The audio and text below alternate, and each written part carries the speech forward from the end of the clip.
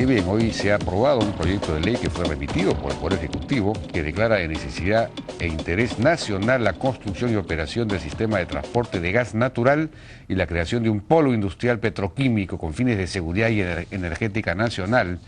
Pero en realidad el proyecto de ley se refiere principalmente a Petroperú y la participación de Petroperú en este proyecto, digamos, de gasoducto y de polo petroquímico, así como la necesidad de que pues cotice en buena cuenta en la bolsa, transferir hasta un 20% de las acciones representativas de su capital social, las cuales deberán estar inscritas en el registro público del mercado de valores, según tengo acá efectivamente establecido. Hemos invitado a Jaime Pinto, que es abogado y conocedor de todos los temas vinculados a los hidrocarburos, para hablar de este asunto. Jaime, buenas noches. ¿Qué tal? Buenas noches, Jaime. Gracias por la invitación. Bueno, ¿cuál es tu opinión acerca de esta ley? Mira, en realidad ya se venía hablando desde hace algún tiempo de la iniciativa, de la idea que tenía el gobierno de ampliar la actividad de Petroperú. Esto no es sino la concreción de esa idea que se ha venido exponiendo en términos bastante generales. Yo creo que no es una buena señal, es, digamos, además no conocemos el texto exacto de la ley, en realidad va a haber que se ha aprobado por el Congreso a iniciativa del Ejecutivo, pero va a haber, se han hecho ciertas modificaciones, tengo entendido, en el proyecto de ley que se aprobó en el Congreso, y va a haber que ver el texto que finalmente apruebe el Ejecutivo en base a lo que aprobó el Congreso. Pero, digamos, yo creo que Petroperú tiene demasiadas cosas hoy día en mente como para estar pensando en estas otras actividades, digamos, que amplían su actividad empresarial. En primer lugar, como sabes, tiene desde hace algún buen tiempo un programa para la ampliación y modernización de la refinería de Talara. Esa sola inversión, que está desde hace bastante tiempo pendiente, son 1.700 millones de dólares que Petroperú ha contratado a una firma asesora para ver cómo hace el esquema de financiamiento. Pero esa inversión es una inversión sumamente cuantiosa, claro, que Petroperú quiere hacer un aporte de capital y después buscar un financiamiento en los mercados internacionales. De otro lado, ha venido, digamos, viendo esta manera de desarrollar estos gasoductos virtuales. Se ha hablado de esto, no está dicho de una manera muy específica en el proyecto de ley, pero eso es una actividad que también sabemos que quiere hacer Petroperú. De otro lado, ¿cierto? En el sur, para llegar gas unos gasoductos virtuales, que son básicamente unos camiones cisternas que transportan el gas hacia el sur. La idea es buena, pero son activos y son inversiones que tendría que desarrollar Petroperú. En tercer lugar, quiere entrar a la comercialización del gas licuado de petróleo, que también es algo que se ha anunciado. ¿En qué consistiría su actividad? En ir a Pisco, que es donde Pluspetrol vende el GLP, comprar en Pisco, venir acá, entrar a la cadena de comercialización, yo no sé cómo. Yo creo que habría otras maneras, si la intención del gobierno es de alguna manera ampliar el uso del GLP en zonas de menores ingresos, en zonas donde hoy día no consumen, un subsidio directo sería mucho más lógico que hacer un subsidio generalizado al GLP. En fin, vamos a ver cómo funciona eso. Quiere cotizar el 20% de sus acciones en la bolsa, como bien dices tú, y que está mencionado o autorizado por este proyecto de ley. Quiere un 20% del proyecto del gasoducto andino del sur, que es Juntur, y quiere un 20% del proyecto petroquímico. Entonces, podemos ver cada una de estas actividades. Yo creo que salvo el programa de modernización de la refinería de Talara, que es lo consustancial y lo que está tratando desde hace mucho tiempo de hacer, no está haciendo nada de eso. Entonces, yo creo que, como digo, no es un proyecto una buena señal. Es verdad que, digamos, le encarga a COFI de actuar un poco como agente financiero del Estado o de Petroperú, que nos hace recordar viejos tiempos en donde el COFI y el Banco de la Nación asumían un rol como agentes financieros, que no sé si es bueno. Entonces, digamos, contestando tu pregunta, yo creo que no es una buena señal. Ahora, bueno, participar con un 20% en el gasoducto del sur, en el proyecto Juntur, sí, y en el polo petroquímico, todo esto en su conjunto es un proyecto más o menos de 15.000 millones de dólares. Así es una cosa absolutamente, es un megaproyecto, sí, gigantesco. Sí. Ahora, 20%, ¿de dónde va a sacar Petroperú 20% de eso, porque, digamos, tiene que participar con un aporte de capital, ¿no? No puede participar simplemente porque soy Petroperú y dame el 20%, así como ENAPU, que... bueno, ya tenemos antecedentes, ¿no? Porque ENAPU se metió en la concesión de Muelle Norte diciendo, a mí me dan el 17%, sí, claro, y se acabó, ¿no? Y, bueno, de alguna manera se suponía que se valorizaba el aporte, en fin, de los activos, de algunos activos, unos muelles. ¿A alguien le ha gustado desde hace algún tiempo el esquema de la asociación en participación? La asociación en participación es una figura legal en virtud del cual alguien desarrolla el negocio y hay un inversionista o, digamos, alguien pasivo que de alguna manera se beneficia con el proyecto. Entonces están utilizando esta figura de la asociación en participación, pero efectivamente el proyecto Kuntur son como 1.500 millones de dólares para, digamos, la construcción de todo este gasoducto, que es una cosa... Es más, bueno, pues seamos un poco conservadores, más 4.000, 5.000 millones la planta petroquímica. En dólares. No, yo lo que he escuchado de boca de ellos mismos es un proyecto de 15.000 millones de dólares. No, entre 11 y 15.000 millones de dólares. Bueno, podemos irnos en ceros, digamos, pero efectivamente... Esto es de boca de la gente de Odebrecht.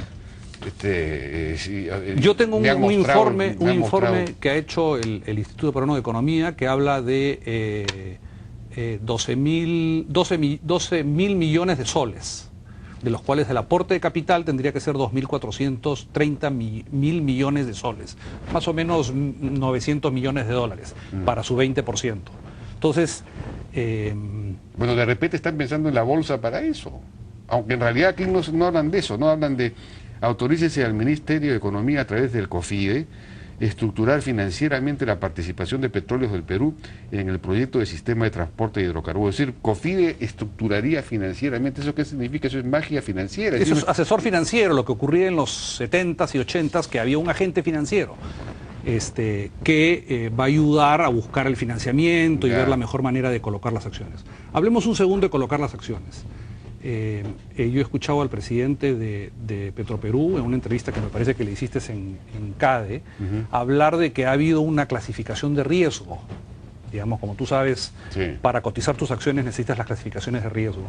Y claro, esto puede tener dos lecturas, el vaso medio lleno o el vaso medio vacío, pero yo quisiera brevemente decirte lo que analiza Equilibrium, que es una información pública por lo demás. Él dijo que... Por otro lado, la clasificación se ve limitada, uno, por el riesgo de injerencia política en algunas decisiones estratégicas de la empresa.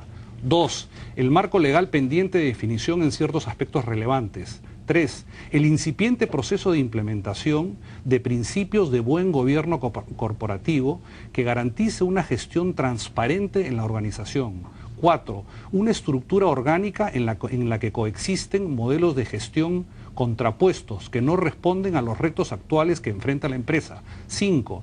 La ausencia de un mecanismo eficaz que permita la ejecución de un plan de administración y sucesión de profesionales y técnicos. O sea, el propio análisis que ha hecho esta empresa clasificadora peruana es muy severo. Claro, habla de las fortalezas, tiene una participación en el mercado. Según Campodónico le daba, no sé, le da AA más. Pero estas clasificaciones son subjetivas. Lo importante es el día que hagan su cotización en las acciones, cómo va a ver el mercado a la empresa. Se compara mucho al Perú con Ecopetrol y con Petrobras.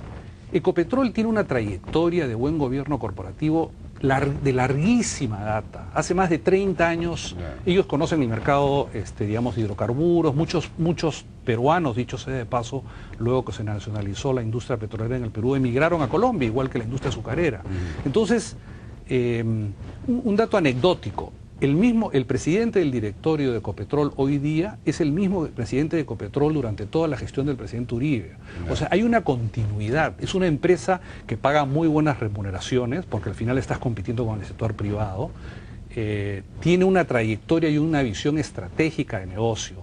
Yo creo, yo no digo que necesariamente Petroperú en una visión de largo plazo, no pueda desarrollar estas actividades. Lo que yo creo es que en el corto plazo poner la carreta antes que los caballos, o sea, primero deberían de, por ejemplo, demostrarle al mercado que son capaces de financiar la ampliación y modernización de refinería La Talara, hacerlo bien, hacerlo de una manera que consigan un buen financiamiento, demostrar prácticas corporativas sanas y prudentes, empezar a remunerar bien a los técnicos.